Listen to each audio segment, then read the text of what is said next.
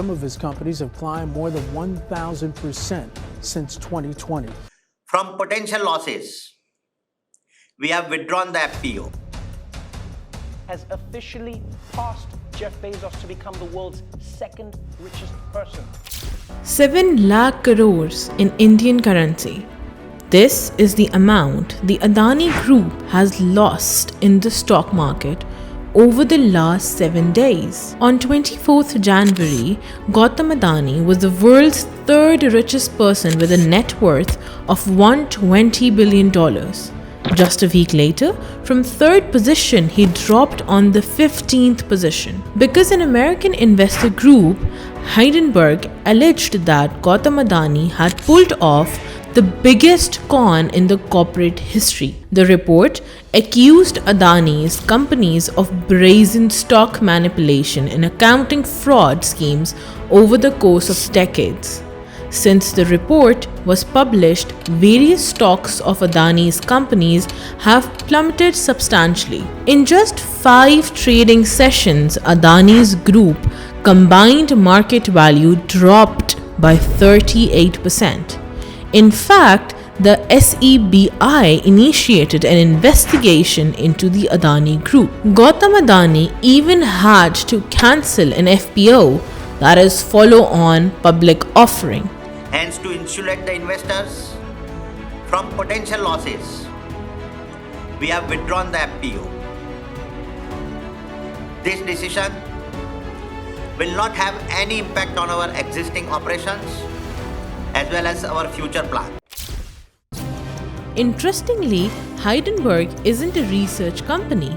It has tried to short sell Adani's group stock. It means that if the group stocks go down, Hindenburg would go home with its pockets full. Adani Group published a 412-page long report in response to the charges. The group even alleged that Hindenburg is conspiring against India and not just itself. The group's CFO compared this episode with the Jallianwala Bagh massacre. He said how during the massacre, Indian soldiers fired shots at their fellow countrymen on the orders of the foreigner. Similarly, Indians are selling stocks of their country's company because of research published by a foreign institution. Hindenburg is a research investment company founded in 2017. It has targeted many companies in the past. Its latest target is the Adani Group. That is why this report is gaining so much attention. It is due to 2 reasons. 1, Hindenburg has targeted many companies in the past. And 2, apart from being a research company, Hindenburg is also an investor. It earns money using research. How? Through short selling. The question is, why did the Hindenburg Group publicly announce that it had been short selling Adani's group stock? It could have just sat quietly to dodge the attacks. So why did it issue the public statement? Let me explain. If you're already familiar with the concept of short selling, you can skip this section. Short selling is a method using which an investor makes money by speculating on the fall of the price of a particular stock. Usually, retail investors invest in stocks hoping they will rise in price, but short sellers do the exact opposite. Suppose you speculate that the Adani Group stock price would go down in the future. Suppose the stocks are worth 100 rupees. A short seller would borrow these stocks. Yes, short sellers borrow the stocks instead of buying them. As these stocks have been borrowed, the short seller must return them back along with paying interest. The short seller would sell these borrowed stocks in the market for 100. Suppose that prior to the deadline, the price of the stock goes down to 80. The short seller would then purchase these stocks and return them to the lender. This way, the seller earns a profit of 20.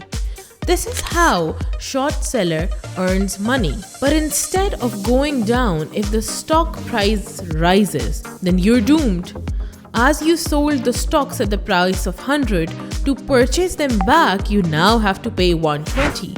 This means that you'd incur a loss of 20 rupees. Thus, a short seller can only earn a profit when the stock's price goes down.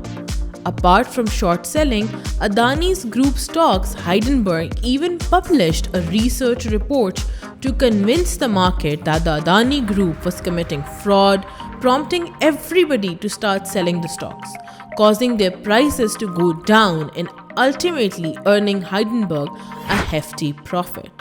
Thus, to earn a profit, it's very crucial for the Hindenburg Group to convince the market that Adani Group stock are volatile. During our research, we couldn't find out how Hindenburg would profit through short selling the stocks, but analysts suggest that it could earn a sizable profit.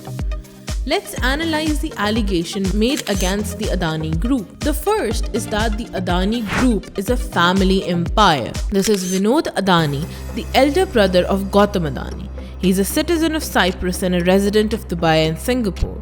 He's a director of over a dozen companies and trusts registered across many countries, including Mauritius and the Cayman Islands. These are the countries that offer attractive tax benefits to companies. The Adani Group maintains that Vinod Adani doesn't hold any formal position in the group.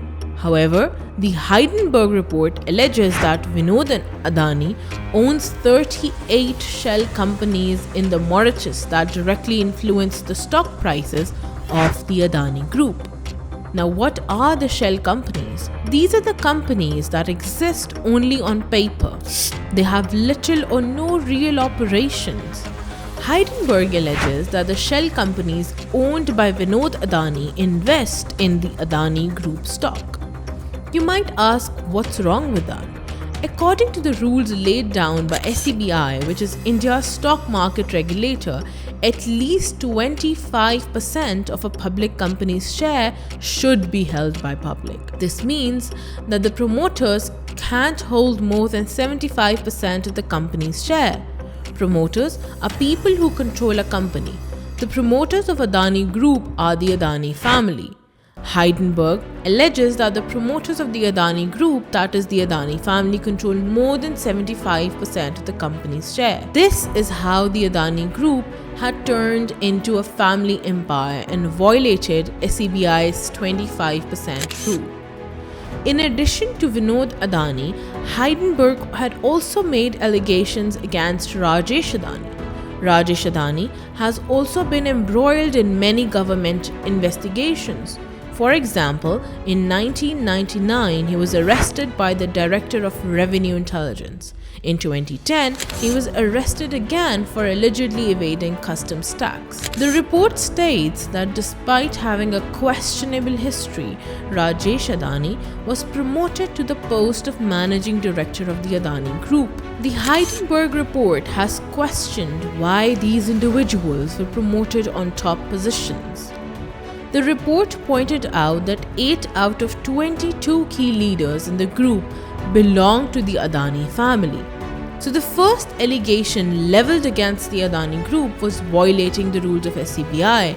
It is because of the over-involvement of the Adani family in the group. According to many analysts, the Adani Group has borrowed more than its pace of growth. In contrast, Adani Group's rival Reliance Group has tried to reach zero debt status by selling parts of its companies. The fourth allegation is that the Indian government has been showing leniency towards the Adani Group.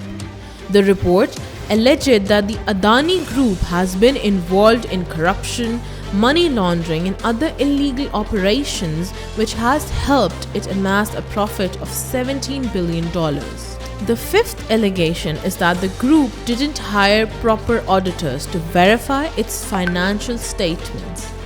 Hindenburg claimed that an unknown company with 11 employees and 4 partners audited the group. How come such a tiny company could audit a group as huge as Adani? It is also alleged that Adani Group used shell companies to manipulate the company's stock price. The Adani Group claims that these are independent companies operating outside its autonomy. The argument is a bit weaker too. The Adani Group has answered a few questions. Regarding the auditors, the group responded that its 9 entities have been audited by a famous auditor. The group added that it hired small auditing firm as it was trying to promote small business. If we support the development of a small firm to become a proper, good accounting firm, how is that a bad thing? The answer does sound logical. The group turned aggressive while responding to other questions. Now, the interesting thing is that the initial response to Adani Enterprises FPO was lukewarm, but on the last day, several investors started taking interest in it. However, retail investors stayed away from FPO. You might criticize the Adani Group, but it was certainly going to play a crucial role in India's economic growth. The Modi government is well aware of this. That's why it accredited the Adani Group with the responsibility of advancing the country's infrastructure and becoming its partner in other sectors as well. The LIC and several public sector banks have supported the Adani Group financially. What's more worrying than the nosedive of Adani Group stock is whether the group would be able to fulfill the promise it made to the Indian government and the public. Would it be able to build the roads, airports and seaports that are projected to uplift the Indian economy?